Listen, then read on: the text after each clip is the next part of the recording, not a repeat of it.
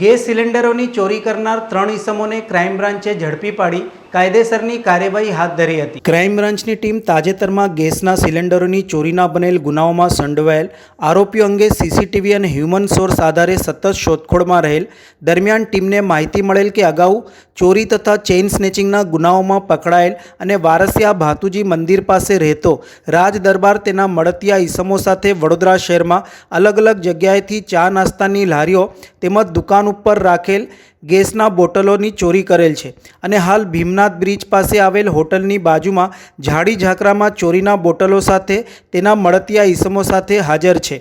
માહિતી મળતા ખાતરી તપાસ કરતા સ્થળ પર 3 ઈસમો શંકાસ્પદ અલગ અલગ કંપનીના બોટલો નંગ 8 તેમજ એક મોટરસાઇકલ સાથે મળી આવ્યા હતા। આ ત્રણેય ઈસમોમાં ઓમવીરસિંહ ઠાકુર રહે બાજવાડા મૂળ યુપી, રાજ દરબાર રહે વારસિયા તથા જય કિશન દરબાર રહે વારસિયા પાસેના બોટલોના બિલ કે લખાણ ન હોય, જેથી આ ત્રણેયની સઘન પૂછપરછ કરી હતી। છેલ્લા 1 મહિના દરમિયાન અલગ અલગ જોડીમાં સયાજીગંજ રેલવે સ્ટેશન, આરાધના ટોકીજ, પ્રતાપનગર બ્રિજ પાસે, મકરપુરા માણેજા ખાતે ચા નાસ્તાની તેમજ લારીની દુકાનોમાંથી મોટરસાઇકલનો ઉપયોગ કરી 8 જેટલા ગેસના બોટલની ચોરી કરેલાનું અને આ બોટલો વેચાણ કરવા જવાની હકીકત જણાવી હતી। ખાલી બોટલ નંગ 8, મોટરસાઇકલ મળી કુલ ₹41,500નો મુદ્દામાલ પોલીસે કબજે કરી ત્રણેય ઈસમો પાસેથી મળેલ ચોરીનો મુદ્દામાલ તપાસ અર્થે કબજે કરી કાયદેસરની કાર્યવાહી હાથ ધરાઈ હતી।